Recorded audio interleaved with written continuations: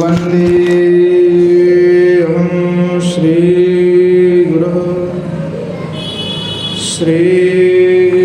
श्रीयुतपदकमलं श्रीगुरुन् वैष्णवांश्च श्रीरूपं साग्रजातं सहगणरघुनाथान्वितं तं सजीवं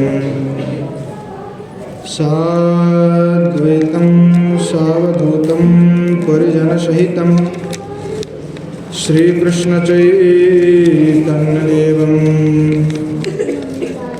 श्रीराधाकृष्णपादं सहगणललिता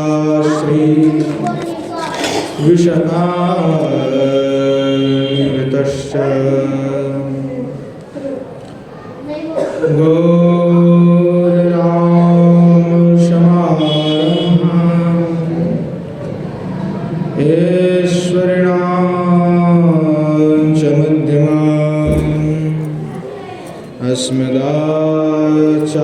अस्मदाचार्यपर्यन्तं वन्दे गुरुपरम्परा आजानुलम्बितभुजो कनकावदातो संकीर्तनैकपितरो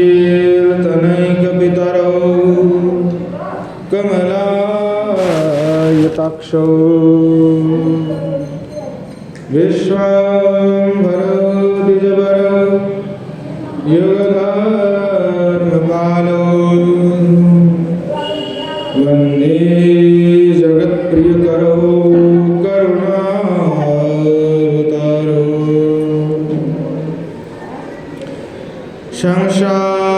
संसारदुःखजलधौ पतितस्य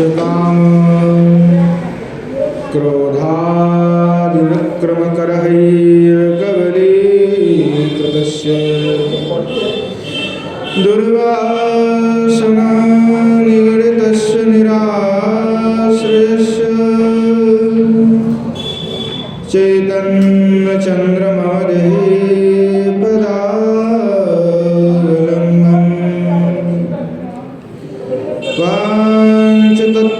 पाञ्चतत्त्वात्मकं कृष्णं भक्तरूपस्वरूपकं भक्तावतारं भक्ताख्यं नमामि भक्तशक्तिकं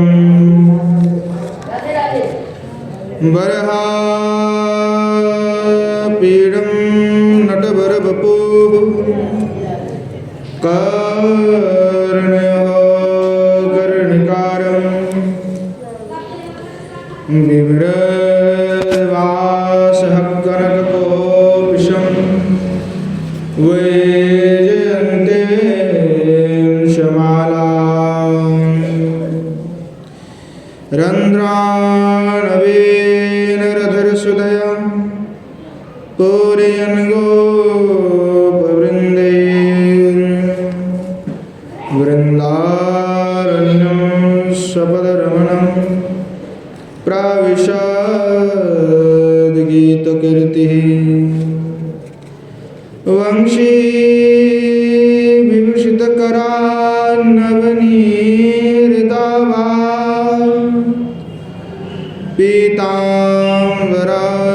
पीताम्बराधरोन्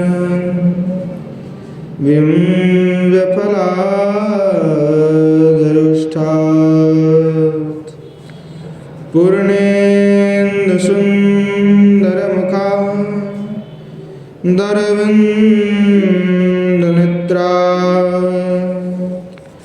कृष्णात् परं किमपि त्वत्तमहं न जाने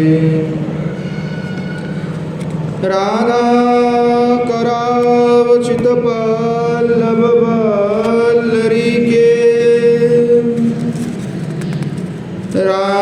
राधापदं कविलसन्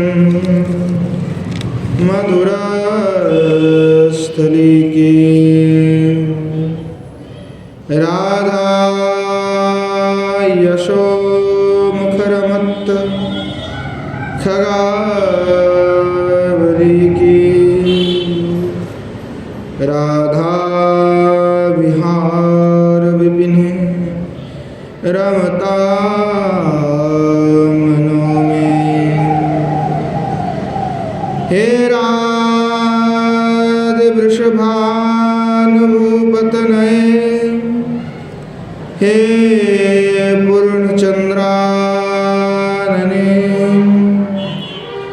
हे कांतिकमनीय कोकिलरवे वृंदावनाधीश्वरी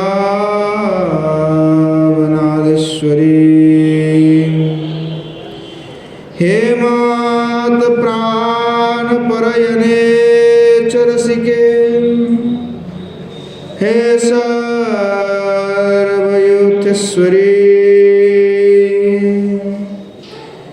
मत्स्वान्तुजवरासन विषमुदा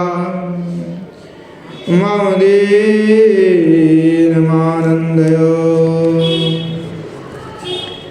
श्रीमद्भागवतं नौमि यस्यैकस्य प्रसादतः अजियतान् विजानाति सर्वसर्वगमानपि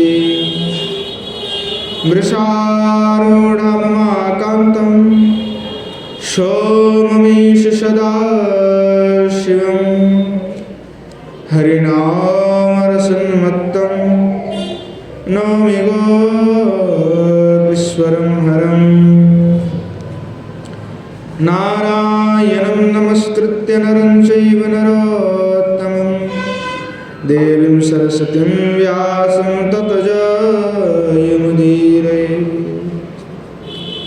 श्रीरूपं साग्रजं वन्दे रघुनाथं कृपामयं श्रीजीवं भट्टयोगं च शयनं सुखदायकं येषां सहजस्निग्धानां पादरेणुमभीक्ष्णशः सर्वविघ्नविनाशाय शिरसा धारयाम्यहम्। वृन्द्यायै तुलसीदेवी प्रियायै केशवस्य च कृष्णभक्तिप्रदे देवी सत्यवत्यै नमो नमः। वाञ्छकल्पतरुभ्यश्च कृपा सिन्धुभ्यैव च पतितानां पावनेभ्यो वैष्णवेभ्यो नमो नमः। हरे कृष्ण कृष्ण कृष्ण हरे हरे हरे राम राम राम हरे हरे। श्रीमन महाप्रभु की जय। श्री युगल सरकार की जय। श्री कुशल बिहारी भगवान की जय।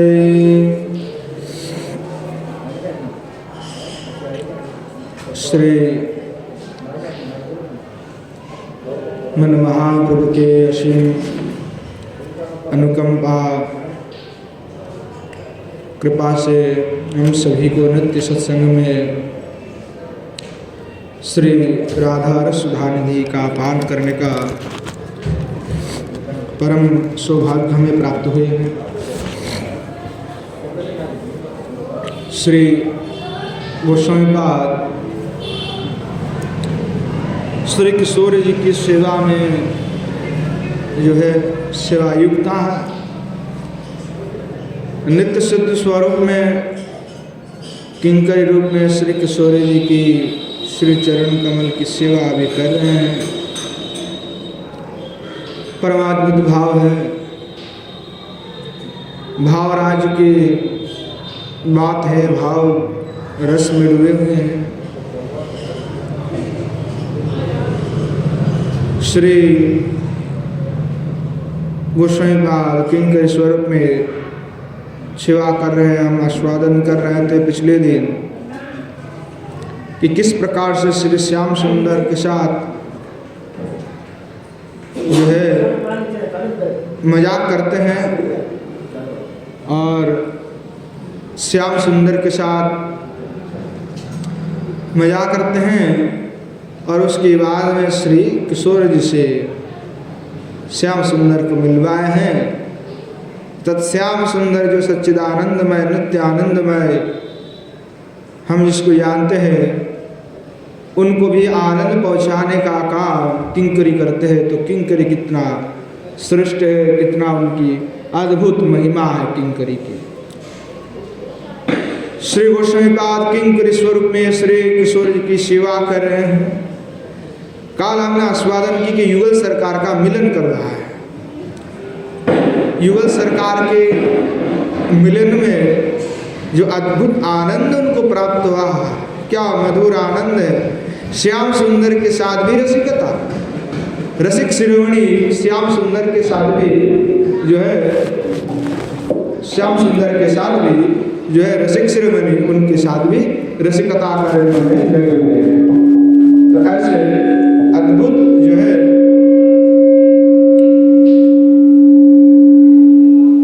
ऐसे अद्भुत जो है किंकरी की भाव है, इतने महिमा है कि कितने अद्भुत सेवा प्राप्त हुए कि रसिक शिरोमणि श्याम सुंदर के साथ भी किंकरिया रसिकता करती हैं। तो बताओ भाई, श्याम सुंदर से रसिक कौन है? किंकरी के हैं। रस की धार, रस जितना विद्यमान है तो रस की प्राल्य किंकरी में है। इसीलिए रसिक शिरोमणि से भी रसिकता करने की दुस्साहस कौन कर सकेगा? ये रसिक शिरोमणि भगवान श्याम सुंदर जो दुनिया घुमा रहा है दुनिया लोगों को, वही रसिक शिरोमणि से ही रसिकता करना किसी थोड़ी किसी की बात ऐसे हिम्मत हो जाए कि श्याम सुंदर से रसिकता कर ले भगवान से। तो श्याम सुंदर से रसिकता करने वाले जो हमारे किंकरी मंजरी है, तो उसमें कितनी हिम्मत है, उनकी हिम्मत की दाद देनी पड़ेगी कि श्याम सुंदर से रसिकता कर रहे हैं। तो कितनी महिमा उन किंकरियों का, मंजरियों का। तो श्याम सुंदर के साथ जो है किशोरी का मिलन करा करके ये दोनों बड़े ही आनंदित हुए हैं। तो परस्पर वशी भाव प्रेम वैचित्रिकम यथा अप्रणन्यपि जन्मत्य पिलालसा भरो उन्नतः विप्रलम विप्यस्य विस्पर्तरिद्यालस्पुरी क्रिया। कि श्याम सुंदर के साथ जो उनका मिलन हुआ जो सरकार के, तो उस मिलन में उनको क्या मिला?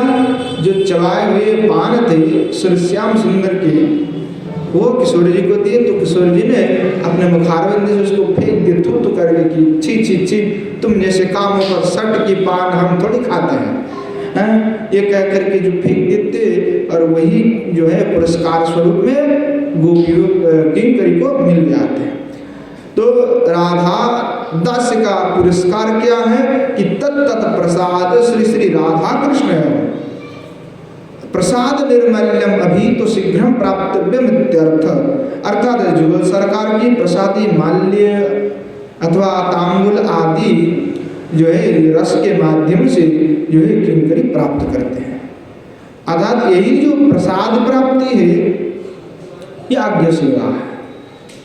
तो किंकरी के प्रति स्नेह परवशता के कारण श्री युगल जो है अनेक प्रकार के विविध प्रकार के सेवा का आज्ञा कर देते हैं युगल सरकार। श्री ठाकुर महाशय कह रहे हैं, आज्ञायानिया कवे विविध फूलवर वचन सो नवदुभ मिठी। श्री ठाकुर महाशय कह रहे हैं कि युगल सरकार आप कब मुझे आज्ञा देंगे, आज्ञा देंगे तभी सेवा। ऐसा है कि कभी कभी युगल सरकार को कभी कहना नहीं पड़ता है मंदिर को कि सेवा करो, परंतु कभी कभी युगल सरकार आज्ञा भी देते हैं, क्योंकि आज्ञा सेवा है। तो कहे गोस्वामी ठाकुर महाशय कह रहे हैं, आज्ञा आनिया कबीर विविधो फूल बरो। आज्ञा आप जब करेंगे ईश्वर जी जो सरकार, तब मैं फूल लेने के लिए आज्ञा करेंगी तो मैं विविध प्रकार के पुष्प को चयन करते हुए लेकर के आऊंगा। लेकर के कि वचन सुनाओ दो मीठी, वचन सुनाऊंगा, मीठी मीठा जो वचन है, वाक्य है, उसी को युवा सरकार को सुनाऊंगी। तो ठाकुर मैं ऐसा जो है यहाँ पे प्रार्थना करना है। तो आज्ञा आनिया करें कि आज्ञा जब दोगे तभी लेकर के आऊंगा। तो कितने अद्भुत भाव है कि जब आज्ञा देगा कि हाँ अब कुंज का रचना करो, तो आज्ञा देगा तो कुंज का तब जो है निर्माण किया जाएगा। बिना आज्ञा से भी करते हैं, ऐसा नहीं है, पर आज्ञा से भी करते हैं। कभी कभी तुरंत आज्ञा दे देंगे ये करो, तो जो है तुरंत किंकरी वही काम में लग जाते हैं। ये अद्भुत जो है उनका प्रेम है। जितने में गोस्वामी पाद चिंतन कर रहे थे, जब उनको मिल गया प्रसादी चर्बित तांबुल, उसके बाद उनका बड़े आनंद आया। तांबुल जैसे दिए तो तांबुल उन्होंने मुंह में खा लिए, रख लिए, और जो सरकार की प्रसादी जो तांबुल मिला उससे इतना आनंदित हुए, आनंद में फिर लीला की स्मृति खत्म हो गया, बाह्य दशा में आ गए। तो बाह्य दशा में जैसे आ जाते हैं, स्मृति की विराम से चित्त फिर पुनः निराह विवश हो जाता है। फिर चित्त में और कुछ और नहीं आ पाता, विराह विवश हो जाता है। फिर धन्यता से पूर्ण होकर के ईश्वर जी की श्री चरण कमल में रो पड़ते हैं कि आप दोनों की सेवा करना चाहते हो, आप कृपा कटाक्ष कर दो, कृपा कटाक्ष कर दो। आशा बंद की जो चलता है कि कब ऐसी सेवा प्राप्ति होगा, कब ऐसा होगा कि प्राप्ति होगी। वस्तु की दुर्लभता जान करके भी आशा कभी त्यागी नहीं जाती है। हम जानते हैं कुछ वस्तु हमें पसंद है, जैसे सोना है, मूल्य है, पर क्या हम सोना का परित्याग कर देते हैं? हमको चाहिए होता है। सोना का कीमत बहुत अधिक है, सबको नहीं प्राप्त हो सकता, फिर भी लोग सोचते हैं कि सोना का मलाई बन जाता है, हमारा अंगूठा बन जाता है, बड़ी अच्छा लगता है देखने में, तो त्यागते नहीं ना वस्तु की दुर्लभताओं को जानकर। तो वैसे ही भाव अथवा लीला स्फुरण होना ये त्याग है, ये बहुत दुर्लभ वस्तु है, परंतु ये जान करके त्याग नहीं किया जाता है। जो सरकार का भजन अर्थात भगवान कब प्राप्ति होगा उसका कोई पता नहीं है, और ठाकुर जी का दर्शन कब होगा वो भी हमें पता नहीं है। परंतु इसलिए कि हम त्याग दे नहीं त्याग दे, क्योंकि दुर्लभ वस्तु होने पर भी उसका त्याग नहीं किया जाता, उसके लिए प्रयास किया जाता है ताकि वो मिले। तो श्री रूप गोस्वामी पाद जो कहते हैं कि जिनकी यातो-रति है, तो जागृति जो भक्त कहते हैं, जिनका एकदम रति जागृति है, उनके लिए तो कहते हैं कि आशा जो होते हैं, इनका आशा अति प्रबल होते हैं जागृति वाले का। अजागृति का प्रबल आशा नहीं है। आशा अर्थात भगवान की लीला दर्शन की आशा की, जुगल सरकार की श्री चरण कमल में सेवा प्राप्ति होगा, ये आशा है। और ये आशा प्रबल जागृति वाले में ही है। श्री गोस्वामी पाद कहते हैं महाभाव राज्य में जिनका प्रवेश हो गया, उनकी आशाबंध जो है अति प्रबल है। महाजन कहते हैं तुम्हारो दर्शन बिने अधन्य यही रात्रि दिने, यही काल ना जाए काटानो। तुम्हारो दर्शन बिने, तुम्हारी बिना दर्शन किए हुए अधन्य रात्रि दीने, बोले ये रात हो दिन हो हम धन्य नहीं है, हमें तुम्हारा दर्शन नहीं हो रहा है इसलिए सब बेकार है। ये दिन ये रात सब हमारे लिए बेकार है क्योंकि जुगल सरकार तुम्हारे दर्शन नहीं हो रहे हैं। यही काल ना जाए काटनो, ये जो रात ये जो काल है तत्समय, यही जो काल है अभी हो चाहे वर्तमान हो चाहे भविष्य हो चाहे कोई काल हो, यही काल ना जाए काटाना। ये जो काल है इस काल को पार नहीं किया जाता है।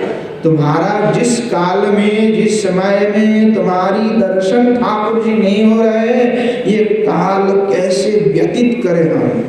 हाँ, जब प्रभु आपका दर्शन नहीं हो रहा वो काल हमारे लिए मतलब सही में काल है। जैसे काल के गर्भ में सब कुछ नष्ट हो जाता है, काल ही सब कुछ नष्ट करने वाले, और काल की काले ग्रास में हम ग्रसित हैं। तो जिस पल में श्री जुगल सरकार की कथा सुन रहे हैं, जुगल सरकार की सेवा में लगे हुए, जुगल सरकार की दर्शन कर रहे हैं, वो सभी काल हमारे लिए काल नहीं है, वो हमारे लिए तो अति उत्तम है, उस समय हमारे लिए उत्तम समय है। पर जिस काल में युगल सरकार का ना तो दर्शन हो रहा है, नहीं युगल सरकार की लीला कथा का स्वागत हो रहा है, नहीं युगल सरकार का कोई सेवा हम कर पा रहा है, उस सही में हमारा काल ही ग्रस्त करके ले जा रहा है। तो कह रहे हैं कि हम तो जो सरकार आपके दर्शन नहीं कर पा रहा, इसीलिए लगता है ये काल को कैसे व्यतीत करें, इस काल को कैसे व्यतीत करें, आपकी सेवा के बिना, आपको देखे बिना, हाँ, कैसे हम काल को व्यतीत करें।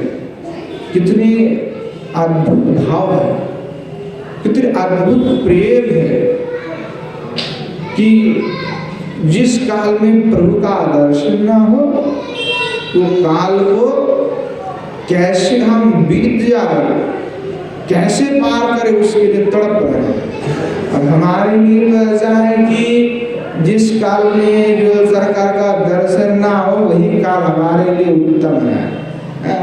कुछ दूसरी चर्चा हम करने का सौभाग्य मिल जाए तो वो काल हमारे लिए आनंद है। चुगली करना, किसी की निंदा करना, किसी की चर्चा करना, किसी दूसरे विषय में लगे रहना, चर्चा करना, जब वो सब करेंगे हम तो हमको बड़ा लगता है हाँ अब तो ठीक समय लग रहा है। युवक सरकार की कथा में बैठने का मन नहीं होता है, अरे क्या कथा सुने, बार बार की कथा, मन नहीं लगता है।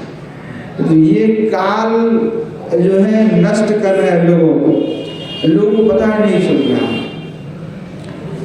मन नहीं बैठ रहा है। तो लोग सौभाग्यते हैं कि जुगल सरकार का दर्शन ना होवे, जो सरकार की सेवा ना करना पड़े, हरि कथा में बैठना ना पड़े, तो हमारे लिए तो वो काल ही उत्तम है। लोग ही सोचते हैं, लोग अटे रहते सोते सोते हम तो सोते रहेंगे, वृंदावन की परिक्रमा क्यों लगाया जाए। भाव क्या है, कई लोग आजकल परिक्रमा करते हैं तो उम्र हो जाता है तो पूछे आप तो रोज परिक्रमा लगाते क्या बात है, अरे डॉक्टर ने बोला है रोज नहीं चलेंगे तो पैर सिकुड़ जाएगा, चल नहीं पाएंगे, इसलिए हम परिक्रमा लगाते हैं। अच्छा, तो ये भाव बड़े अद्भुत भाव वाले हैं। सुबह सुबह कुछ लड़के परिक्रमा लगाते हैं तो उनसे पूछे हम कई बार भाई आप सुबह सुबह परिक्रमा काहे लगाते हो, बोले महाराज जी हमको आर्मी में ज्वाइन करना तो बॉडी फिट बनाते हैं इसलिए चलते, सूज पहन करके सुबह सुबह। हमने कहा बड़ी विचित्र भाव है आप लोगों की, भाई परिक्रमा कर रहे हैं कि दौड़ लगा रहा है, दौड़ लगा रहे हैं कि शिव में परिक्रमा कर रहे हैं। भाव क्या कहा गया कि भाव रहा है कि युगल सरकार की चिंतन करते हुए परिक्रमा लगाए। अब युगल सरकार परिक्रमा लगाएंगे तो परिक्रमा में बड़े ऐसे ऐसे स्थान है जहाँ पे युगल सरकार के स्थान है, और वृंदावन में ऐसा कौन सा स्थान नहीं है जहाँ युगल सरकार ना हो। यहाँ नहीं है, यहाँ भी है, यही तो है युगल सरकार, हर जगह में युगल सरकार है, विलास कर रहे हैं। तो कहा नहीं ये कहाँ दर्शन न करे, तो भाव ऐसा होना चाहिए कि युगल सरकार यही वृक्ष है जहाँ युगल सरकार ने हाथ लगाया है, ऐसे अद्भुत भाव से परिक्रमा करें। नहीं फिर लोग उल्टा नहीं हमको तो ये करना है वो ऐसे, तो ये सब भाव उल्टा है। तो हम तो वही सोचते हैं कि बिना दर्शन किए युगल सरकार के हमारा समय चल जाए तो हमारे लिए उत्तम है।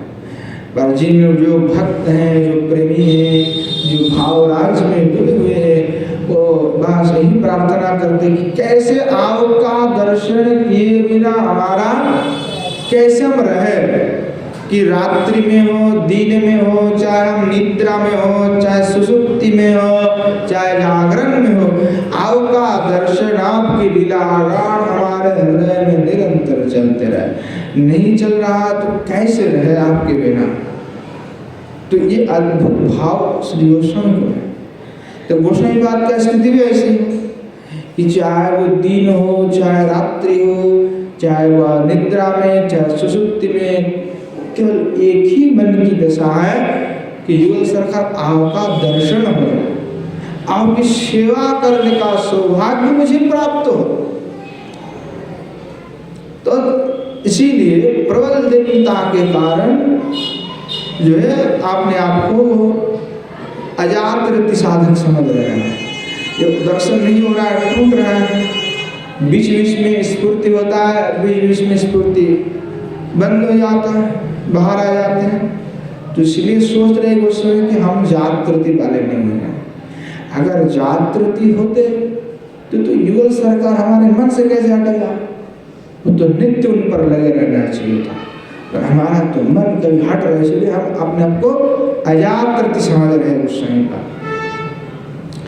तो गोस्वामी बात अजागृति समझ रहे, इसलिए कह रहे हैं कृपा जब तक पूर्ण रूप से नहीं मिलेगा तब तक श्री किशोरी का जब तक कृपा नहीं मिलेगा तो हमें लीला का दर्शन नहीं हो पाएगा। लीला का दर्शन करने के लिए तो उनकी कृपा की आवश्यकता है। युगल सरकार की कृपा के बिना कुछ संभव नहीं।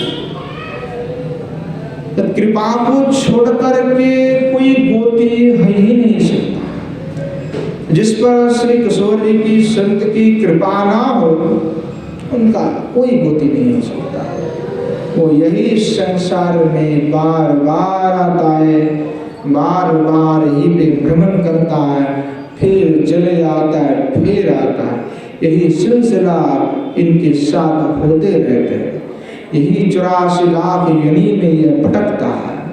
इस पृथ्वी पर कहीं तो दूसरी ब्रह्मांड पर कहीं ना कहीं कुछ ना कुछ यदि में वो चले जाते हैं। पुनरपि जननम पुनरपि मरणम पुनरपि जननी जठरे शयनम, इसी चक्र में गुहे में वो फंस जाता है जिससे वो निकल नहीं पाता है। और उससे निकलने का एकमात्र मार्ग ही कृपा। जब तक श्री किशोर की कृपा ना हो जाए, संत की कृपा ना हो जाए अपने ऊपर, तब तक कुछ गति हमारा नहीं हो सकता। गति यानी फोर्स। जब तक किसी को फोर्स नहीं करोगे तब तक कुछ नहीं होने वाले। अर्थात सामर्थ्य शक्ति प्रयोग करना पड़ता है। मैचेस जलाने के लिए भी ऐसे घिसना पड़ता है, फोर्स करना पड़ता है। सुई देने जाओगे तो सुई दोगे तो जलेगा, फोर्स। हर व्यक्ति कुछ बिना भी फोर्स होता है। तो ये गति है। तो कृपा यानी गति। कृपा कर देगा, कनेक्शन कर देगा, तब जाकर के चल सकते हैं। संत की कृपा, किशोर की कृपा कटाक्ष के बिना कुछ संभव नहीं है। इसीलिए प्रार्थना कर रहे हैं, कृपा भिक्षा कर रहे हैं। श्री गोस्वामी बात कह रहे हैं, क्या कह रहे हैं? अब ये जो श्लोक है ये बादशिक दशा में आ गए, साधक दशा में, इसलिए ईश्वर जी से प्रार्थना कर रहे हैं। अद्भुत भाव है। दूराद पास्य शजनान सुखमार्थ कोटि सर्वेषु साधनवरेषु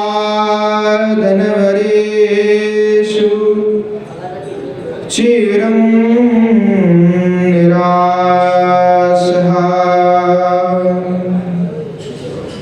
वर्षन्तमेव सहजा भूतसौख्यधारा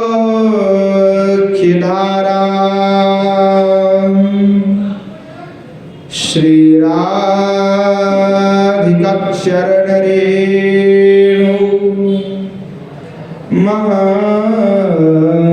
स्मरामि।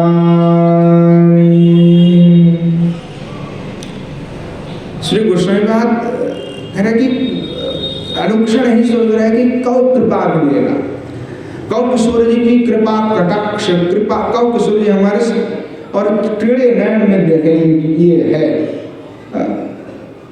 श्री भगवान कब हमारे ओर देखेगा? जब कोई भगवान हमारे ओर देखेगा तब हम अतिशय बड़भागी हैं। जब तक भगवान हमारे ओर नहीं देखते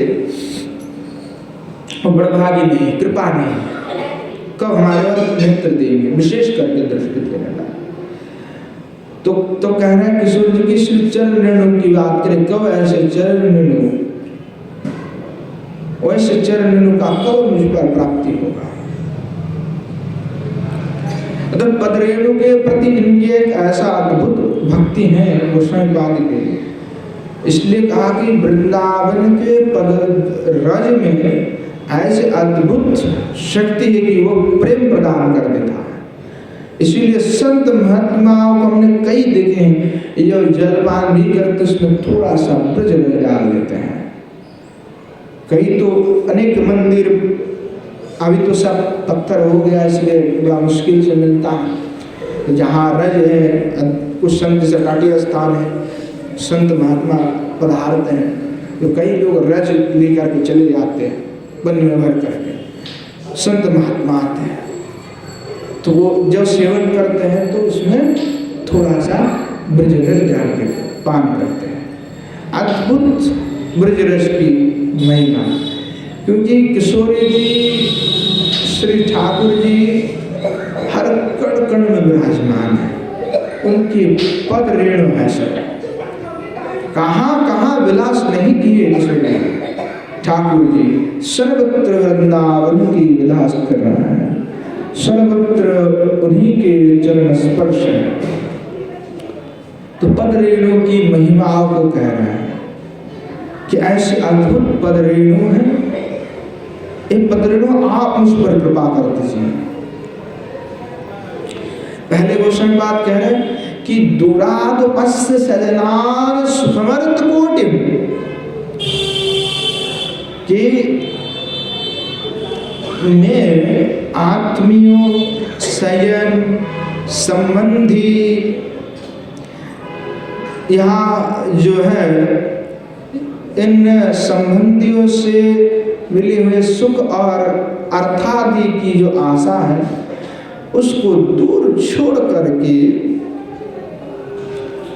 कब आओ कि श्री चरण रेणु का स्मरण कर पाऊंगा, कि आत्मियों सजन संबंधी ही तो तीन होते हैं हमारे संसार में, ये छोड़कर के और कुछ है।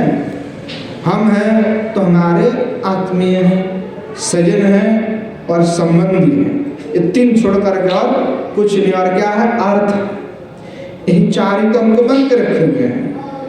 तो गोस्वामी पाद कह रहे हैं कि श्री राधा पदरज के स्मरण में सबसे बड़ा बाधक यही चार चीज है, सजन और आत्मियों बांधव संबंधी अर्थ। ये राधा पदरज के लिए सबसे बड़ा बाधक है, और बाधक है इसलिए श्री गोस्वामी पाद कह रहे हैं कि सजनों का संग जनित सुख और अपार अर्थ की लिप्सा दूर छोड़ करके उस पदरज का स्मरण में करता हूं। इनकी लिप्सा अति लोभ है कि हमारा सजन बढ़े, हमारा अर्थ बढ़ जाए, हमारे साथ संबंधी जुड़ जाए, हमारा आत्मीय हो जाए। तो बाधक क्यों है? कई लोगों में भक्ति है, वो चाहते कि वृंदावन का दर्शन करके आ जाए, तो आ नहीं पाता। ये हमारे घर में अभी छोटे छोटे बच्चे हैं, कैसे जाए? तो सजन है, अपना बांधव संबंध है उनके साथ, आत्मीय है, घर वाले, रिश्तेदार वाले लोग। कई लोग डरते हैं, खाने पीना जो शुद्ध करने के लिए छोड़ नहीं पाता है। जिस तरह बंगाल में, बिहार में तो खाना पीना बड़े उल्टे सीधे हैं। तो क्या होता है, लोग कहते हैं महाराज हमको खाना पीना सब ठीक है ना, सब निरामिष चल रहा है ना। बोले महाराज जी क्या बात है, सजन है, घर गृहस्थी आदमी है, रिश्तेदार आते हैं, हम अगर नहीं खाए पिएंगे तो रिश्तेदार नाराज हो जाएंगे। तो देखो भगवत प्राप्ति के लिए सबसे बड़ा वादा कौन है? रिश्तेदार लोग हैं। और इसी के चक्कर में लोग छोड़ नहीं पा रहे हैं। लोग सोच रहे हैं कि हम अगर खाना वाना सब वेजिटेरियन हो जाएंगे, निरामिष खाने लग जाएंगे, ठाकुर जी का भक्त बन जाएंगे, टिक्की रख लेंगे, तो लोग सोचेंगे अरे देखो उनके घर में तो आना जाना है नहीं, जाए तो कुछ खाने पीने को मिलता नहीं है, क्योंकि ये तो सब निरामिष खाने वाले क्या खाएगा? ज़्यादातर पनीर खिलाएगा, और उधर तो सब खाने पीने हैं, दारू सब खा रहे हैं, मांस मछली खा रहे हैं। तो लोग सोचते कई लोग अरे हम नहीं कर पा रहा, रिश्तेदार बेटी है शादी नहीं होगा महाराज जी, हाँ। तो बड़ा बाधक यही लोग बन के बैठे हुए हैं। लोग डरते हैं सेवा करने के लिए, भगवान की सेवा छोड़ देंगे रिश्तेदार के लिए। बताओ कि भगवान प्रेमी है कि रिश्तेदार प्रेमी है? सबसे बड़ा भाई, मरने के बाद रिश्तेदार जाने वाले तुम्हारे साथ, हैं? या रिश्तेदार तुमको उद्धार करा देगा? सोचो कभी जिंदगी में सब तुमको बंधक बना के रखने वाले हैं। और संसार में जितने संबंध है वो सब ऐसे ही होते हैं, वो सब आपने को बंधक, वो आपको हमको जो भी जो संबंध है वो सब केवल संसार में पकड़ के रखना चाहता है कि बेटा तेरे को भागने नहीं दूंगा। भी वो एक बात है कि हम मरेंगे तो तेरे को साथ में डूब के लेकर के मरेंगे, ये हम तो विषय में मर रहा है भाई, तेरे को नहीं जाने देने वाले, तेरा भी पैर हम खींच के रखेंगे कि तुझको भी उद्धार नहीं होने देंगे। इसलिए वो टांगे खींचता है कि भाई हम नहीं तेरे को उद्धार होने देने वाले, इसलिए वो कहेंगे। और रिश्तेदार में थोड़ा नाराज हो जाते तो लोग सोचते महाराज क्या करें, फिर हमको खाना पड़ता है, खिलाना पड़ता है, संबंधी है। तो भगवत प्राप्ति के लिए सबसे बड़े बाधक यही लोग हैं। कई लोग कहते हैं महाराज जी ऑफिस में जाते हैं तो सब क्लार्क हैं, उल्टा सीधा खाना पड़ता है, उठ के सब क्या करें बताइए, पार्टी वार्टी होता है। तो क्या है, अर्थलिप्सा। तो वो सही बात, कोई झूठ मूठ की बात तो कह नहीं रहा है, देखो पूरा एकदम अनुभव की बात करें कि लोग पैसे के लिए कर रहे हैं, पैसे के लिए। तो बोले अर्थ जो है ये सबसे बड़ा बात है। तो वो सही बात कह रहे हैं कि वो जानते हैं कि ये सबसे केवल अनर्थों में जाने हैं। तो इस सब को अनर्थों समझ करके कह रहा है कि ये सब राधा पदरज प्राप्ति के लिए सबसे बड़ा बात है, इससे हमारा छुड़वाना, इसका पिंड छुड़वाना है। इसलिए कह रहा है ये सब छोड़ करके कब हमारा मन लगेगा कि सूर्य के श्री चरण कमल में। क्योंकि श्री गोस्वामी पाद पहले क्या थे, सन्यासी थे। तो सन्यासी जो थे तो काशी में बड़ा मठाधीश थे, 10,000 शिष्य, बड़े मठ के अधिपति थे, बड़े चीले चमुंडा उनके पास में घूमते थे। और काशी के राजा महाराजा सब डोलते थे उनके पास में। तो बड़े रिश्तेदार भी थे, सजन भी, आत्मीय सब थे उनके पास। तो परंतु इन्होंने क्या किए थे, महाप्रभु जो कृपा के तो सब कुछ त्याग दिए, सब छोड़ दिए। महाप्रभु की कृपा से, करुणा से ब्रज के भक्ति के धारा में ऐसी प्रेम उनका हुआ कि सब कुछ उन्होंने त्याग दिए थे। यहाँ तक कि जो भागवत परमहंस की पदवी है उसको भी त्याग दिए। ये परमहंस आचार्य थे, तो परमहंस आचार्य की जो पद थे उसको भी उन्होंने त्याग दिया। तो संत भक्त में जो होते हैं कृष्ण इतर भिन्न, इतर यानी कृष्ण से भिन्न जो भी है, तो कृष्ण को छोड़ करके कृष्णेतर वस्तुओं में, कृष्ण को छोड़ करके दूसरे कोई भी वस्तु में उनका रुचि नहीं होता, स्वाभाविक अरुचि होता है। स्वाभाविक अरुचि जैसे लोगों को कड़वा खाने के लिए स्वाभाविक अरुचि होता है।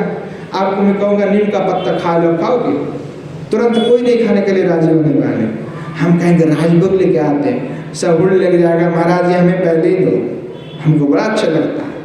नीम के अगर लेके आते हैं लड्डू बना करके, नीम डाल करके, कहा अरे महाराज छी छी छी क्या दे रहे हैं सब, हम नहीं खाने वाले। तो स्वाभाविक अरुचि है कड़वा के प्रति। तो ऐसे ही जो है विषय के प्रति, कृष्ण तरघन के प्रति भक्त का स्वाभाविक अरुचि होता है। तो सांसारिक शब्द स्पर्श आदि विषय के प्रति साधक की इंद्रिय जो है स्वाभाविक अरुचि है, और जो अरुचि है वही प्रतीत वैराग्य है। गोस्वामी बात कह रहे विरक्ति इंद्रियार्थानम स्याद रुचुगता स्वयं। कविराज गोस्वामी बात कह रहे हैं कृष्ण पाद पद्म गंधो जय जन पाय ब्रह्म लोगो आदि शोक तारे नाही भाई। कृष्ण रस का, कृष्ण चरण कमल का, पाद पद्म का ऐसा गंध है, ऐसा मधु है, उसका पान जिसने किया, जिनको वह चरण कमल मिल गया, ब्रह्मलोक आदि में जो सुख है, स्वर्ग में कितना सुख है, उससे भी ऊपर ब्रह्मलोक है, सबसे ऊपर में ब्रह्मलोक। वह ब्रह्मलोक के ऊपर भी गोलोक आदि है। तो ब्रह्मलोकता की मान लो, ब्रह्मलोक यानी हमारे लिए तो ब्रह्मलोकता की परम गति होता है, उसके बाद में तो भगवत धाम है सबसे परम श्रेष्ठ। तो कहें कि यह लोक में जनलोक, तपलोक, मरलोक इत्यादि के ऊपर में सबसे ब्रह्मलोक होते हैं। तो कहा कि ब्रह्मलोक में ब्रह्म पद भी मिल जाए तो हमें उससे कोई फर्क नहीं पड़ता, उससे हमें कोई मतलब नहीं। श्री सनातन गोस्वामी पाद बृहद्भक्तामृत में लिखे हैं तो गोप कुमार के चरित्र हैं। तो गोप कुमार जो है यही ब्रज में रह करके भजन किया करते थे। तो उसको एक ऐसा अद्भुत कृपा हुआ कि वो चला गया ब्रह्मलोक में जाकर के। तो उसको कहा कि तुमको बना देते ब्रह्मलोक के ब्रह्मा जी। तो वो कहा कि अरे ब्रह्मा जी लोग करके कोई फायदा नहीं है, यहाँ पे क्या हम करेंगे बैठ करके ना, ब्रह्मा जी से हमें कोई मतलब नहीं। वहाँ पे जो वृंदावन में भजन करने का जो मजा है, जो रस आनंद है, वो तो ब्रह्मलोक में नहीं मिल सकता। इसलिए हमें ब्रह्म होने से कोई मतलब नहीं, ब्रह्मलोक में हमें तो जाना नहीं है। एक बार क्या हुआ कि जब श्री भगवान रामचंद्र साकेत में चले जा रहे थे अपना धाम में, तो हनुमान जी से पूछे, हनुमान जी से कहा चलो फिर हम चलते हैं साकेत में। हनुमान जी कहे महाराज जी आप जाइए, हम बाद में आते हैं। जो है हमारे राम जी बड़े चकित हो गए, अरे हम कह रहे हमारे साथ चलो तो बाद में आते हैं, मतलब क्या बात है, हम बुला रहे हैं तुमको, तुम कह रहे बाद में आते हैं, तो आप जाइए तो सही, हम बाद में आएंगे। क्या कारण है कि बाद में आओगे? बोले प्रभु एक बात बताइए, जब साकेत में चल रहे हो तो भागवत कथा होता है क्या, राम कथा सुनाई पड़ता है? तो रामचंद्र भगवान मुस्कुरा के बोले अरे वहाँ पे तो कुछ नहीं होता है, वो पे तो हम ही हाल होते हैं। तो बोले प्रभु आज आप होते हैं, अच्छी बात है, आप वहाँ पे होते नहीं। बोले क्यों? बोले जहाँ हरि कथा होता है वही तो आप होते हैं। आप ही तो कहते हैं कि ना तो मैं योगी के हृदय में रहता हूँ, ना तो मैं वैकुंठ में रहता हूँ, मद भक्त यत्र गायन्ति तत्र तिष्ठामि नारदः, कि मेरे भक्त जहाँ पे गायन करता है मैं वहीं पे रहता हूँ। तो मैं आपके साथ साकेत में जाकर के क्या करूँगा? जहाँ हरिकथा होगा वहीं पे मैं विराजमान हो जाऊँगा, आप भी तो वहीं पे आने वाले हैं, तो मेरे को कहाँ उधर जाने का, उधर कथा भी नहीं मिलेगा, इसलिए मैं यहीं पे रहना उसी संस्था। तो भक्तों का ऐसा परम वैभव है कि साकेत मिल रहा है, वो कह रहे नहीं हमको साकेत में नहीं जाना, हमें तो यही ब्रह्मलोक यही अच्छा लगता है। तो संत महात्मा का नित्य वृंदावन में चलो, ठाकुर जी को कहते, ठाकुर जी कहते चलो नित्य वृंदावन में ले जाते। तो भक्त कहते नहीं नहीं प्रभु हमें गोलोक का वैकुंठ गोलोक में नहीं जाना। बोले काहे गोलोक में नहीं जाना? बोले गोलोक में ऐसा थोड़ी मिलेगा, है गोलोक में कोई साधु संत से कथा नहीं मिलेगा, साधु बस का जो आनंद है वो नहीं मिलने वाले, वो परिक्रमा नहीं लगा पाएंगे, 2-4 साधु संत मिल करके आलाप करेंगे वो भी समय नहीं मिलेगा। तो हमें प्रभु वैकुंठ से प्रेम नहीं, हम तो यही वृंदावन में रहना चाहते, सेवा यही करना चाहते हैं, नित्य वृंदावन, ये भी नित्य वृंदावन है। तो कितना अद्भुत भाव है भक्तों का, हरे कथा में इतनी रुचि है, स्वाभाविक रुचि है, स्वाभाविक प्रेम है। बाजी कोई सब हनुमान जी के जैसा बड़े अतिशय बड़े भागी, उनसे बड़ा कोई बड़े भागी नहीं है, उनसे बड़ा कोई भी बड़े भागी नहीं है, सबसे बड़े भागी हनुमान जी से, उनसे कोई बड़ा नहीं है, परम भक्त है। दुष्टा की बात हुई युगल सरकार के विषय में भी है, युगल सरकार के भजन करते वैसा होना चाहिए एकनिष्ठ, कि और कुछ नहीं प्रभु आपकी सेवा को छोड़कर। तो ब्रह्मालोक आदि सब परित्याज्य है, तो अद्भुत भाव है। तो श्रीपाद जो है यहाँ पे वो उनके चित्त भृंग के भांति, भृंग समझते हैं ना, भौरा, तो साधक जो भौरा है और श्री किशोर जी की पाद पद्म के गंध में वो भृंग उन्मत्त हो गए, लुप्त हो गए, इसलिए उस चरण कमल को छोड़ करके और कहीं नहीं जाना चाहते। जैसे कमल पुष्प में मधु है और उसमें भृंग लग गया तो मधु पान करते रहता है, वह दूसरी कहीं पे नहीं जाते। तो ऐसे ही गोस्वामी का भी मन लग गया है, कह रहा है कि यही तो हमारे लिए असली है, और ये सब जो सजन आत्मीय बंधु सब मतलबी होते हैं। समय जब आता है तब ये लोग रहता है, जब कुछ विपत्ति आ जाते फिर भाग जाते हैं, स्वभाव अपने मतलब के होते हैं। अगर बुला के अच्छे से खाना नहीं खिलवाओगे, कुछ नहीं दोगे तो फिर तो गुस्सा हो जाएगा, या कोई पूजा आएगा, पार्वन आएगा, बुलाओगे नहीं, कुछ नहीं दोगे तो गुस्सा हो जाएगा, नाराज हो जाएगा, हाँ हमें नहीं बुलाया। तो सब मतलब ही होता है, काम के कोई नहीं, भगवत प्राप्ति के लिए सबसे बड़ा बाधक बन के बैठे हुए हैं। तो वो सही बात कह रहे हैं कि भाई ये जो विषय की सुख है ये सब आपने को बर्बाद करने वाले हैं। इसीलिए किशोरी जी की श्री चरण कमल में आपने आपको समर्पित कर दो, क्योंकि विषय का जो सुख है वो तुच्छ है और विषय का सुख पर्याप्त है, वो आपको कभी सुख नहीं दे सकते। तो तात्कालिक सुख देते हैं, जैसे क्या होता है कि कुछ क्षण के लिए सुख दे देते हैं, उसके बाद तो फिर दोबारा दुख ही दुख मिलता है। अगर सुख मिलता तो जिंदगी में पूरा जिंदगी भर सुख मिलते जाता, कि जिंदगी भर किसी को सुख मिल रहा है, तो व्यक्ति के हृदय में दुख होते बोलना नहीं चाहते हैं, उसके अंदर कुछ ना कुछ तो है फीलिंग्स, और क्या करे बोलने नहीं पाते, बोल नहीं पाते लोग। आप पति पत्नी में झगड़ा है तो बाहर सामने नहीं बोलेगा, अंदर में रख देंगे और कहते कोई बात नहीं, अब शादी वादी तो हो ही गया, बाल बच्चा हो गया है, तो आप जैसे तैसे चलाना है जब तक चल जाए। तो एक दूसरे से आपस में मिला करके चलते हैं। फिर भी यहाँ पे भी स्वार्थ है, भगवत प्राप्ति के लिए सबसे बड़ा बात है। तो जब तक बाधा बने हुई है तब तक मन लगेगा नहीं, अर्थात जिनकी मन भक्ति में लगे हुए हैं उनका रुचि किसी दूसरे विषय के प्रति कभी होता नहीं है, और केवल श्री युगल सरकार में लगे रहते हैं। श्री गोस्वामी बात कह रहे हैं कि यज्ञ योग ताप जाप ये सब कुछ से जो है में चिरकाल निष्प्रिय हो, क्योंकि सन्यासी है तो ना तो आग जला करके हवन करेगा, ना कुछ करने वाले परमहंस हैं। तो कह रहा है हम तो पहले मुक्तिवादी थे, परंतु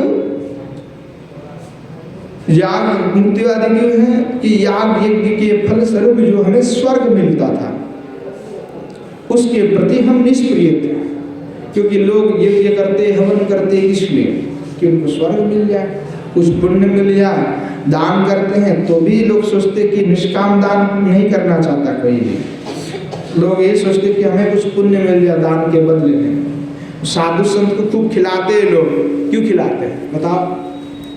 साधु की भजन को लूटने के लिए खिलाते हैं, हैं कि तुम लोग बैठ बैठ करके भजन कर रहे हो, हम लोग आएंगे, दक्षिणा देंगे, कुछ खिला देंगे, अब खाओ, हम आपका भजन हम जेब में लेकर के चले जाएंगे। सही बात कहते कि जो भजन करते हैं भजनानंदी, वो अगर खाते थे तो उनको 3 भाग का 1 भाग देना पड़ता है। जैसे हम भजनानंदी भजन करते हैं तो हम किसी का खा रहे हैं, हमारे रोज का जो भजन है उस भजन का 1 अंश उनको देना पड़ेगा। तो जब तक जितना खाएंगे उसको उतना हमको चुकाना पड़ेगा। अगर कोई निष्काम भाव से कर रहे हैं तब तो देना नहीं है। अगर निष्काम भाव से कोई नहीं दे रहा है तो फिर उसको चुकाना पड़ेगा अपने भजन से। अब जिनके पास भजन नहीं है वो फिर पतित हो जाते हैं महात्मा, क्योंकि उनके पास भजन का प्रताप नहीं है। जो भजनानंदी है वो तो चबा कर हजम कर लेता है कि ठीक है बेटा, हाँ, और जिनके पास भजन नहीं वो पतित हो जाते हैं। तो ये लूटने के लिए आते हैं, लूटने का आशा है। इसीलिए गोस्वामीपाद या पूर्व के आचार्य लोग माधुपुरी खाते थे, भंडारा नहीं खाते, सेठ साहूकार का धन नहीं लेते, राजधन नहीं खाते थे।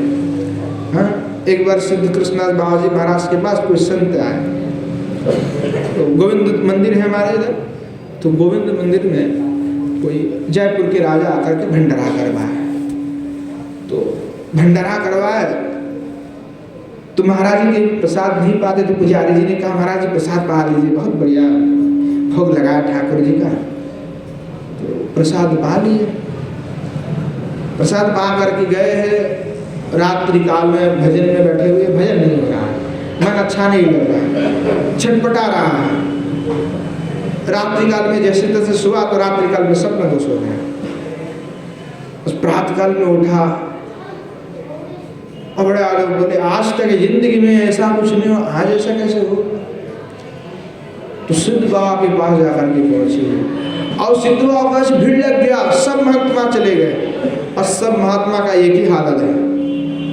सिद्ध बाबा के पास पूछे जा करके बाबा ऐसा क्या हो गया हमारा, हम सभी का एक ही दशा हो गया।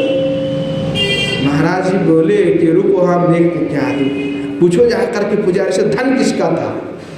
जा करके पूछे तो बोले ये तो कोई राजधन है, हाँ? ये तो गड़बड़ हो गया।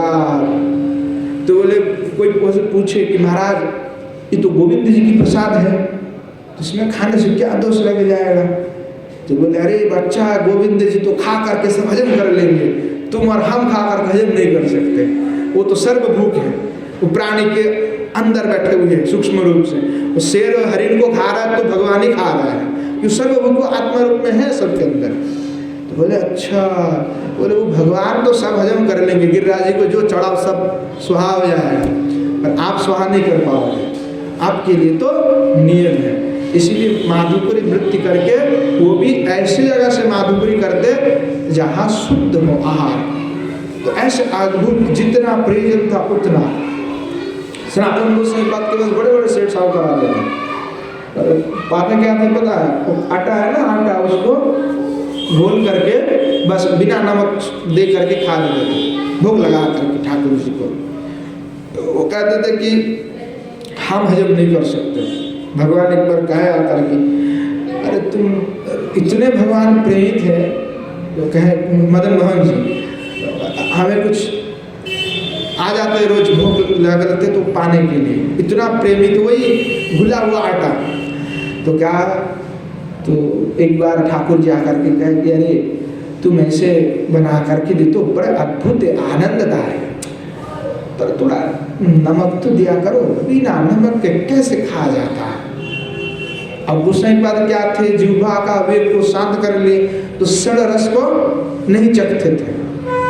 षड रस क्या, खट्टा मीठा इत्यादि जो षड रस है तो वो नहीं पाते। तो भगवान आकर के भाई कई बार बोल अरे हमको कम से कम नमक दिया करो, बिना नमक के हम कैसे खाए। हाँ, तो सनातन गोसाई बात बोले बेटा तुम आज नमक मांगते हो, खा ला करके क्योंकि हमको छेना खिलवाओ, हमारे लिए रबड़ी लाओ, हमारे लिए रजभोग ले आओ, हम कहाँ से ले आएंगे तुम्हारा। हाँ, और खा करके तुम हजम कर लोगे, हम तो हजम नहीं कर सकते, इसीलिए अपनी व्यवस्था आप नहीं बना लो, हम नहीं कुछ करने वाले। कितना भगवान आकर के कह रहे और भगवान से उल्टा कह रहा कि ऐसा हम नहीं कर सकते, साधु दशा में है, इसीलिए साधक दशा का भाव दिखा रहे हैं। तो भगवान कहे ठीक है, मैं हमारी पुस्तक हम कर लेंगे। तो वही यमुना जी में उस समय जहाज चलते थे, तो बनिया जा रहे थे नमक की जहाज लेकर के, तो वहीं पे जो है अटक गया। भाई क्या है, कितने भी प्रयास करने के बाद छोड़े नहीं। तो सपना आदेश हुआ कि जाओ वही गोस्वामी के पास जा करके भगवान को बस आए, सपना दे दे कि नमक दे करके आओ, तब जा करके छुड़ेगा। तो सेठ आए, वहाँ देखा कि ये कुटिया में भजन करते महात्मा। तो बोले ऐसा ऐसा हुआ बाबा, आपके ठाकुर जी ने आदेश दिया। बोले ये भी क्या कमाल के है, ये बड़े बड़े आदेश देते रहते हैं, कोई बात नहीं, तो ठीक है। तो महाराज जी बोले कुछ ऐसा कुटिया उटिया तो ठाकुर जी के लिए कोई बड़ा मंदिर बना देते सेवा। तो सेठ ने बनवा दी और पुजारी भी। तो बाबा देखे कह रहे अब तो मंदिर बन गया, लोग आकर के मेरा भजन नष्ट कर देगा। तो एक पुजारी को रखे, बोले भाई तुम यहीं पे संभालो, हम तो चले। हाँ, तो गोसाई चले गए बस। क्या अद्भुत भाव है।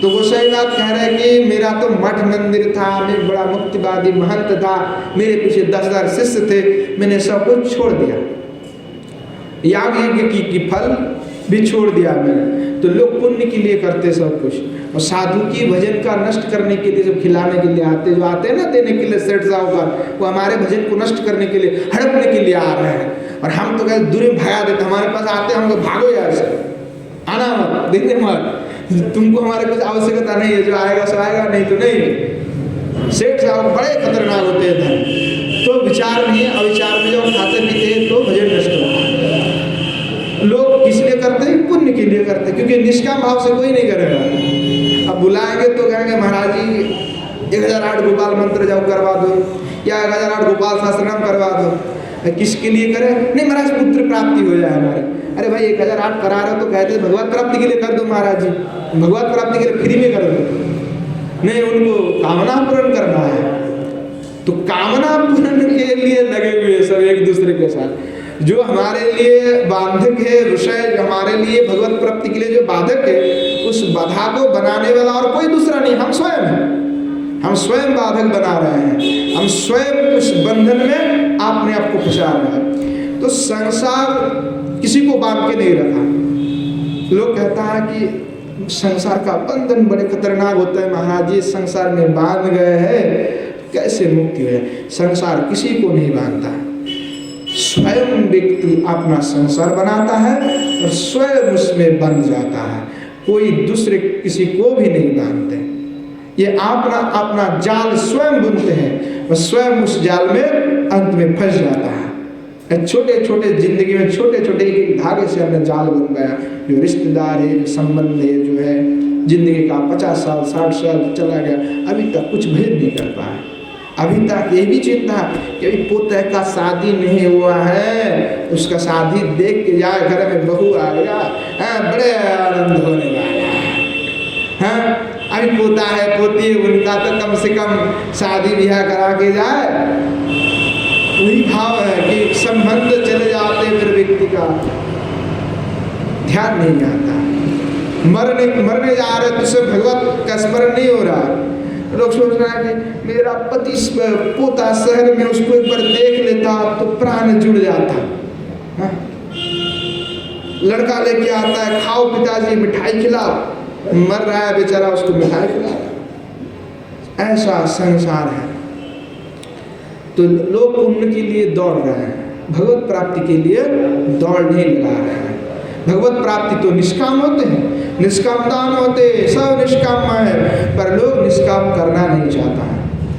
हवन भी करेंगे तो आशा से करेंगे, वो केवल ये नहीं कहेंगे कि केवल विष्णु के प्रसन्नता के लिए कर रहे हैं। ऐसा कोई व्यक्ति है कि जो हवन करेगा कि विष्णु भगवान को केवल अर्घ देंगे, कोई कामना नहीं, हवन नहीं करेगा। कराएगा कोई ना कोई कारण है, कोई ना कोई कुछ चाहिए, इसलिए हवन करवा रहे हैं। तो ये सब क्या है? ये सब बंधन है, विषय है, ये सब भक्ति के विरोधी बात है।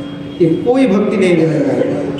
ये सब जब तक नहीं छोड़ेगा तब तक शुद्ध प्रेम नहीं होने वाले। और बड़े बड़े पंडो पुजारी सब इसलिए फंसे हुए हैं, वो भी यही कर रहे हैं, अलग से कुछ नहीं कर रहे हैं, वो भी यही करते जा रहा है, उनको भी यही में मतलब है।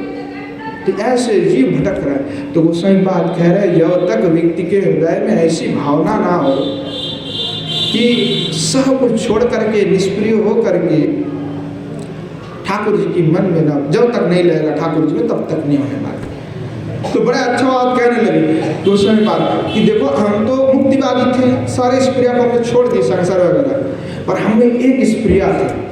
कौन सी स्प्रिया? एक स्प्रिया थी हमें मुक्ति की स्प्रिया, मोक्ष की। और जगत में लोगों की मोक्ष की इच्छा बड़े होते हैं, सब कहते हैं कि हमारा महाराज कृपा कर दो, हमारा मुक्ति हो जाए, है मुक्ति मोक्ष चाहिए लोगों को, और मोक्ष के लिए लोग दौड़ रहे हैं।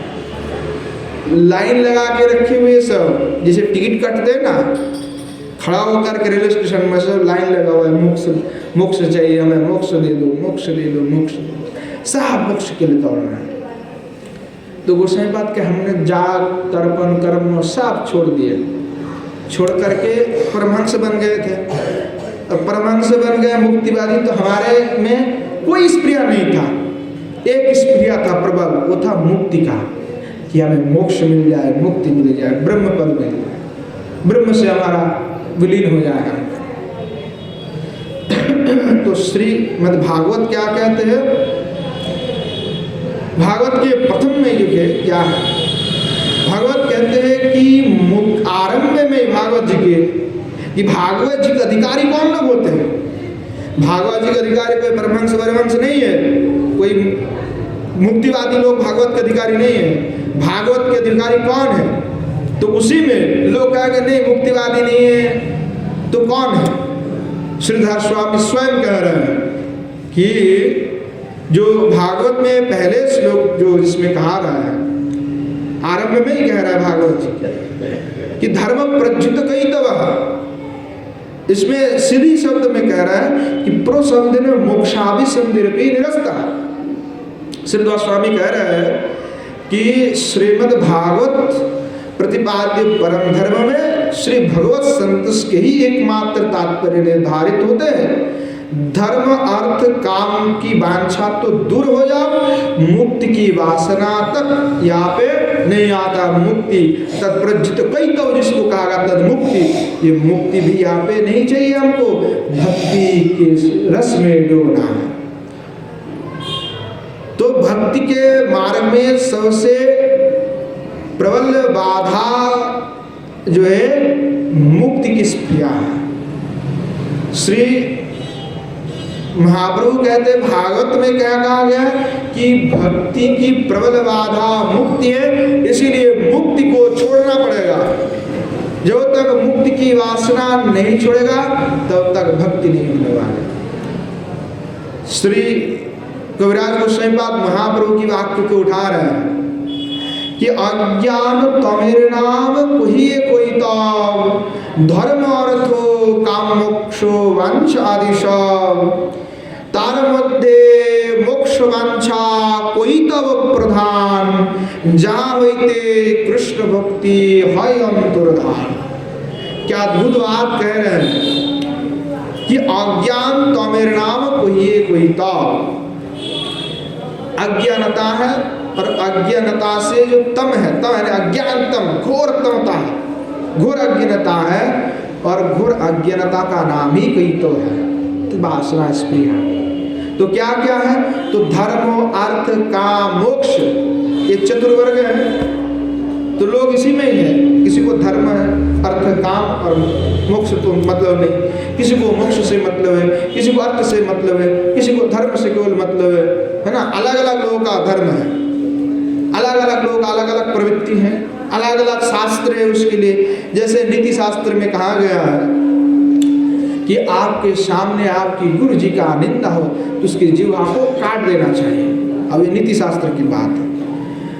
तो क्या ये संभव है हम कोई हमारे सामने कुछ भी बोल दे, कोई भी कुछ भी बोल दे, उसको जीवा काट दिया जाए?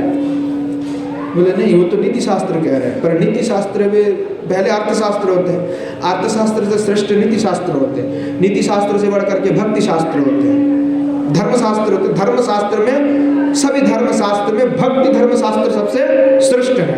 तो भक्ति धर्मशास्त्र होता है कि किसी जीव को कभी दुख नहीं देना, कष्ट नहीं देना। तो दूसरा हमारे पास ऑप्शन क्या है? कोई कुछ बोलेगा तो बिना सुने कान बंद करके उसे चलेगा। तो ये धर्मशास्त्र का, भक्ति शास्त्र का विधान है। तो श्री गोस्वामीपाद कह रहा है कि धर्म अर्थ का, महाप्रभु की बात है, चैतन्य महाप्रभु की, कि धर्म अर्थ काम और मोक्ष ये सभी लोग चाहते, सभी की वांछा है। तार मध्य मोक्ष वांछा कोई तो प्रमाण, पर सबसे बड़ा कैतव क्या है, सबसे बड़ा समस्या क्या है हमारे सामने? तो सबसे बड़ा बाधा जो है मोक्ष की वांछा, वो कैतव में प्रधान है। बोले जहाँ होती कृष्ण भक्ति है अंतर्दान, बोले जिन जिन में मोक्ष का वांछा है उसके अंदर कृष्ण का भक्ति नहीं होने वाला है। इसीलिए मोक्ष की चाह भक्त वैष्णव लोग कभी नहीं करते, कोई भी वैष्णव संप्रदाय मोक्ष की वांछा नहीं करते, तो उनको प्रभु की सेवा करना है, मोक्ष की वांछा नहीं करेगा। तो श्रीमन महाप्रभु की करुणा से श्री गोस्वामीपाद को ब्रज भक्ति की संधान मिला हुआ है, और ब्रज भक्ति में अन्य जो भी साधक ना है वो सब त्याग करके केवल अनन्य भक्ति में जो है लग गए हैं। जो भक्त होते हैं वो चतुर्वर्ग के धर्म अर्थ काम मोक्ष की स्प्रिया नहीं रखते हैं, उन चतुर्वर्ग को छोड़ करके पंचम पुरुषार्थ जो प्रेम है उसी को मानते हैं, क्योंकि प्रेम ही पंचम पुरुषार्थ है।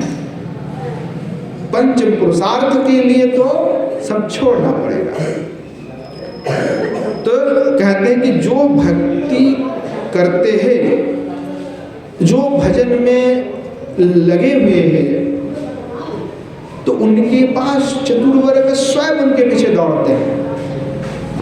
भागवत में वर्णना है कि जो भक्त है, जो पंचम पुरुषार्थ के लिए दौड़ते हैं, उनके पीछे धर्म अर्थ काम मोक्ष दौड़ते। इसीलिए देख रहा कि जो संत महात्मा भजनानंदी होते हैं, भजन करते, तो उनके पास धर्म अर्थ काम सब आ जाता है, बड़े बड़े पद प्रतिष्ठा आ जाता है। और संत अगर उसको ले लेता है, फिर जो प्रेम है वो हट जाता है और इसी प्रपंच में फंस जाता है। और जो नहीं लेता वो परम धाम श्री किशोर सरकार के श्री चरण कमल को प्राप्त कर लेते हैं। पर ये इसको जो ले लेता है वो नहीं कर पाता, वो यहीं पे रह जाता है, फिर फंस जाता है। क्यों? भागवत जी कहते हैं कि चतुर्वर्ग धर्म अर्थ काम मोक्ष मूर्तिमंत होकर के उसके पीछे दौड़ता है। जो भजन आनंदी होते हैं उसके पीछे धर्म कहता है हमको थोड़ा स्पर्श कर लो, हमको रख लो। काम कहता है कि अरे महाराज हमारे आ गए, हमको पकड़ लो, काम भी आ जाता है। अर्थ भी, अरे अर्थ तो पैसे, संत के पास पैसे की कमी थोड़ी होता है, हाँ? कहीं ना कहीं से आ ही जाता है, पैसा ही पैसा। तो अर्थ भी है और मोक्ष वो तो उसके हाथ में है ही है। तो धर्म अर्थ काम मोक्ष चारों आ जाता है। पीछे पीछे सब कहता है हमको ले लो महाराज, हमको ले लो। जैसे संत कहता है ठीक है हम ले लेते हैं। जैसे चख लिया विषय का ऐसा दुष्प्रभाव है कि विषय रस को जो भी चखता है ना, खून की तरह है। कैसे? बोले जैसे कुत्ता होता है, कुकुर, तो कुत्ता क्या करता है, वो हड्डी होता है सूखा वाला हड्डी, तो चबाता है। तो जब चबाता है तो स्वयं की खून वहीं पे गिरता है, स्वयं की खून। तो स्वयं की खून जब अपने जिह्वा पे लगता है तो उसको लगता है हड्डी से बड़े रस आ रहा है, और उसी को चबाते रहता है। चबाने से क्या होता है, उसकी स्वयं की जो है वहीं पे स्वयं का खून यहीं से निकालने लगते हैं। उसी का रस उसको लगता है, उसको लगता है हड्डी से रस निकाल रहा, हड्डी से रस निकाल रहा। तो विषय का रस भी ऐसे ही है, व्यक्ति स्वयं को चबाते जाते हैं और लगता है क्या मधुर है, हम तो हड्डी चबा रहे हैं। तो लोग अपना स्वयं की नाश करने में लगे हुए। तो जब कोई दूसरे विषय को चख लेता है तो भक्ति उनसे हट जाता है, क्योंकि जब तक चतुर्वर्ग की अपेक्षा किसी में रहेगा तब तक परम पंचम पुरुषार्थ भक्ति नहीं होगा। इसीलिए जो अनन्य भक्त होते हैं इन चतुर्वर्ग को उनके पास आने पर भी वो घृणा के साथ इन चतुर्वर्गों को त्याग देते हैं, उनका ग्रहण नहीं करते। तो भागवत में क्या कह रहा है कि कौन वेशते पाद सरोज भाजाम सुदुर्लवर्ते सुचतुर्षवपीह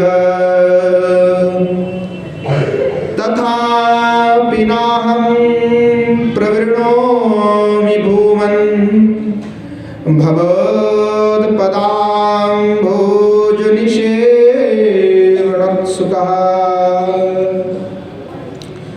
श्री भगवान और उद्धव जी के अंदर जो है वार्तालाप चल रहा है दोनों में। तो उद्धव जी जो है श्री भगवान को कह रहे हैं, उद्धव जी कह रहे हैं कि हे भगवान कि कौन विश्वते बादो सरोज भाया, कि जो लोग तुम्हारे पाद पद्म की भजना करते, सेवा करते हैं, उनके लिए चतुर्षबपि सुदुर्लभर्थेषु, कि उनके लिए पुरुषार्थ चतुष्टय में, चतुष्टय जो पुरुषार्थ चतुष्टय धर्म अर्थ काम मोक्ष है, तो उनके लिए कोई भी पुरुषार्थ दुर्लभ नहीं है। आप उनको सब दे देते हो, मिल में जाता है।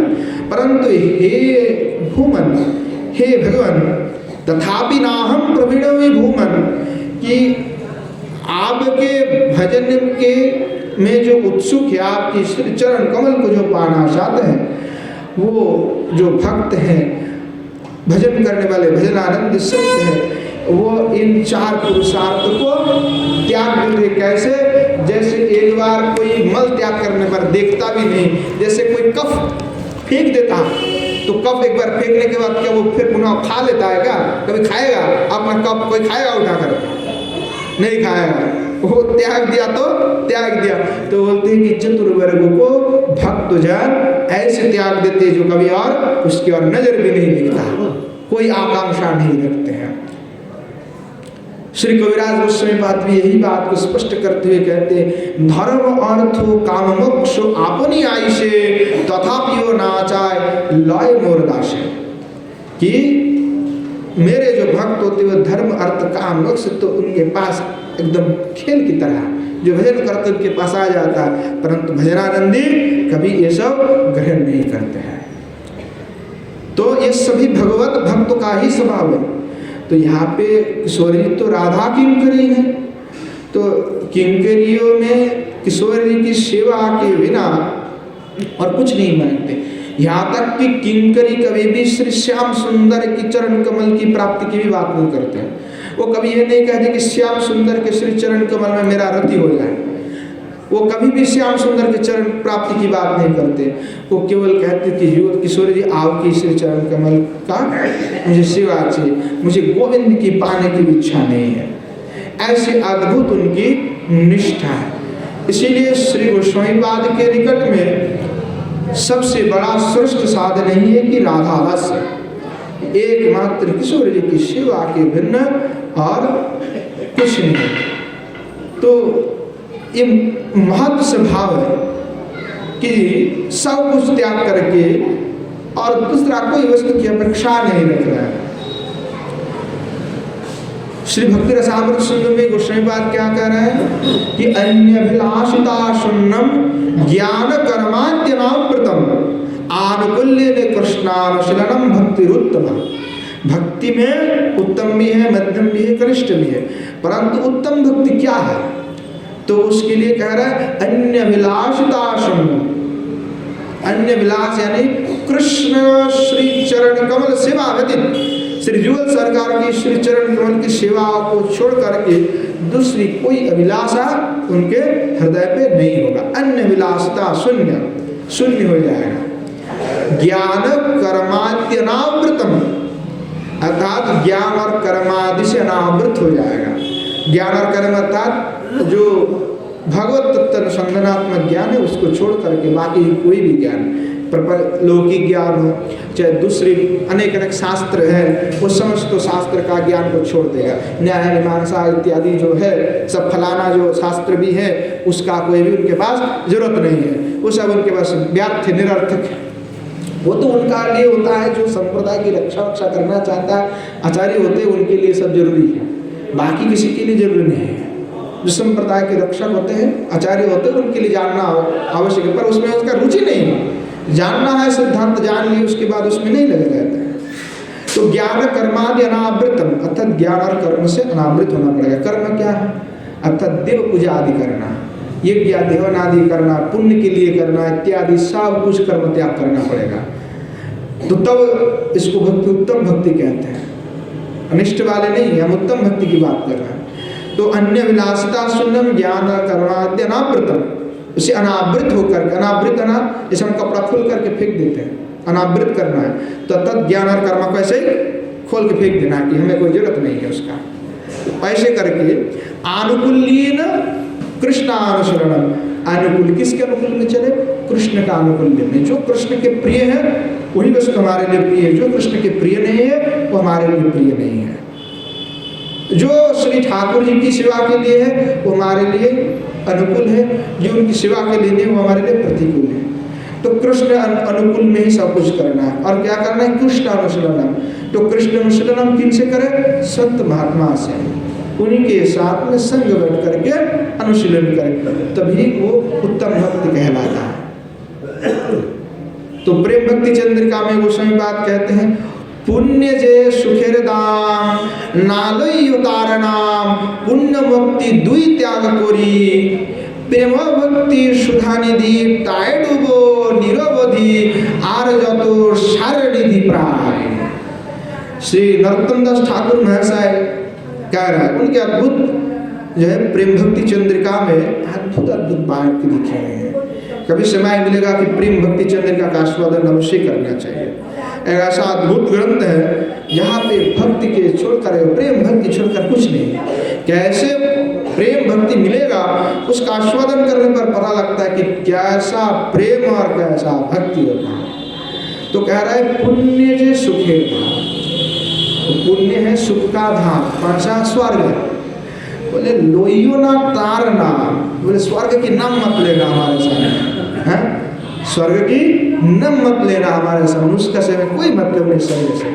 स्वर्ग में लोग सोचते कि हम स्वर्ग में जाएंगे, पर लोगों को ये नहीं पता कि स्वर्ग में तब तक है जब तक अपने पास पुण्य है। पुण्य यानी पैसा, हाँ? इधर भी पुण्य कमाओ, इधर पैसे कमाओ पहले, और पैसे से सेवा करो, उससे पुण्य बनाओ, फिर उस पुण्य से स्वर्ग में जाओ, और वहीं पे फिर पुण्य खर्चा करो, फिर दोबारा लौट करके यहीं पे गिर पड़ो।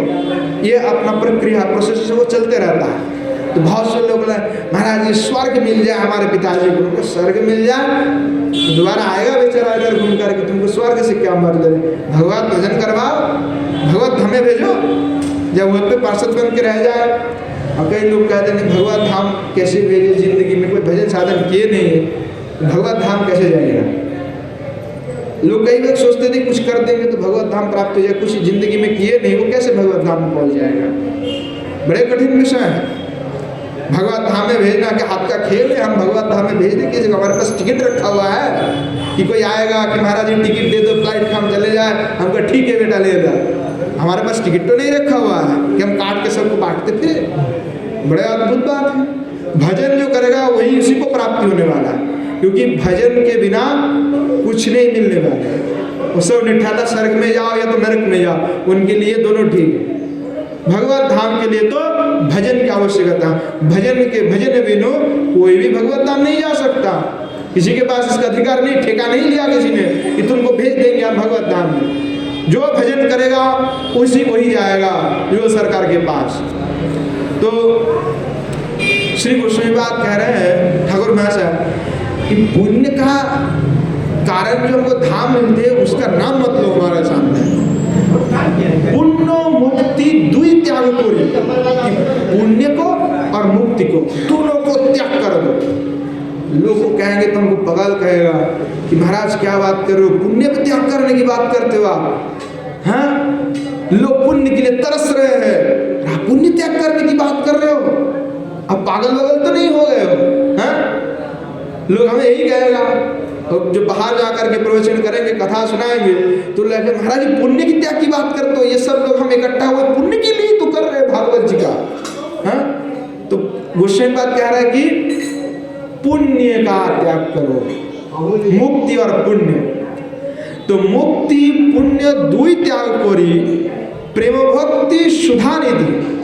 बोले इस पुण्य और मुक्ति में कुछ नहीं रखा, प्रेम भक्ति ही सार है, सुधा निधि है। ताहे डूबो निरोवधि, और उसी में निरंतर निर्वधि डूब जाओ, और किसी में नहीं डूबना। आरजतो सार निधि प्राण, और जो भी है भुक्ति मुक्ति सब पुण्य, ये सब क्या सार समुद्र है। सार निधि समझते हैं? सार निधि यानी नमक वाले होते हैं ना, तो बोले ये नमक वाले सार वाले तो कुछ नहीं होने वाले, ये सब व्यर्थ है, बेतुका है। तो ऐसे अद्भुत भाव है कि प्रेम भक्ति जिनके हृदय में है, उनके हृदय में किसी दूसरे वस्तु का स्वाद नहीं आता है। वो प्रेम सुधा में डूबे हुए थे। भगवत सेवा की आकांक्षा को छोड़ करके वो कुछ नहीं मांगते। भगवत सेवा के आकांक्षा छोड़ करके जो भी मांगते वो भक्ति नहीं है, वो भक्ति नहीं है, वो केवल और केवल स्वार्थ है। जो जुगल सरकार की सेवा मांगते, निष्काम सेवा, केवल वही भक्ति है। बाकी सब कोई कुछ भी कह दो, कोई भक्ति नहीं है, सब झूठा है, प्रपंच है, लोग फंसाना चाहते हैं। तो गोसाई पाद कह रहे हैं कि ये सब को त्याग करते हुए श्रेष्ठ जो सेवा है श्री जुगल सरकार की एकमात्र सेवा है, और वही हमारे लिए परम धन है। तो इतने आस्वादन करने के बाद हम ये समझे कि युगल सरकार की सेवा के भिन्न हम अपने लिए भी जो मांगते या दूसरे के लिए जो भी मांगते, ये सब बेतुकी की है, फालतू की है, इससे कोई प्रेम भक्ति नहीं होने वाला। ये सब स्वार्थ है, ये सब हमारे भक्ति के पथ के सबसे बड़ा बाधक है। तो ये सब को त्याग करते हुए जो केवल युगल सरकार के श्री चरण कमल में सेवा प्रार्थना करते, उन्हीं को ही केवल इस विशुद्ध भक्ति का जो है आस्वादन होता है, और वही जो सरकार के श्री चरण कमल में पहुंच करके उनकी सेवा कर सकते हैं। बाकी सब यही पुनर्पि जननम पुनर्पि मरणम के जो एक चक्र है, इस चक्र में फंसे रहते हैं। तो आगे जो आज समय हो चुके हैं, ठाकुर जी का आरती भी होगा, आगे हम इसी पर आस्वादन करेंगे, क्योंकि हमारे अभी जो श्लोक है इस पर जो व्याख्यान, बड़ा अद्भुत व्याख्यान किए है। बीच बीच में जो है गोस्वामी पाद भाव की बात तो करते, बीच में थोड़ा सा यह डाल देते, ये सब क्या है, कड़वा दवाई है, जो है दवाई के बिना कुछ नहीं काम होने वाले, ये दवाई खाना पड़ता है, विशुद्ध वटी, और वटी के सेवन से फिर जीव थोड़ा ठीक होता है। तो बीच बीच में जो है संसार विषय से निवृत्त होने की बात भी कह देते हैं कि हो, जब तक नहीं होगे तब तक रस का स्वादन नहीं हो पाएगा। तो आज यहीं पे हम विश्राम देते हैं, आगे जो है गोस्वामी पाद की भाव को और भी हम आस्वादन करेंगे। जय जय श्री राधेश्याम निताय गौर हरि बोल। श्रीमन महाप्रभु की जय, श्रीमन महाप्रभु के समस्त पार्षद वृंद की जय, श्री नवद्वीप धाम की जय, श्री युगल सरकार की जय, उनके समस्त पार्षद वृंद की जय, श्री गिरिराज गोवर्धन की जय, श्री यमुना मैया की जय, श्री वृंदावन धाम की जय, श्री राधारस सुधानिधि की जय, श्री प्रभानंद सरस्वतीपाद की जय, आज के हरि कथा की जय, समस्त संत वैष्णव भक्त वृंद की जय, आपन आपन गुरु गोविंद की जय।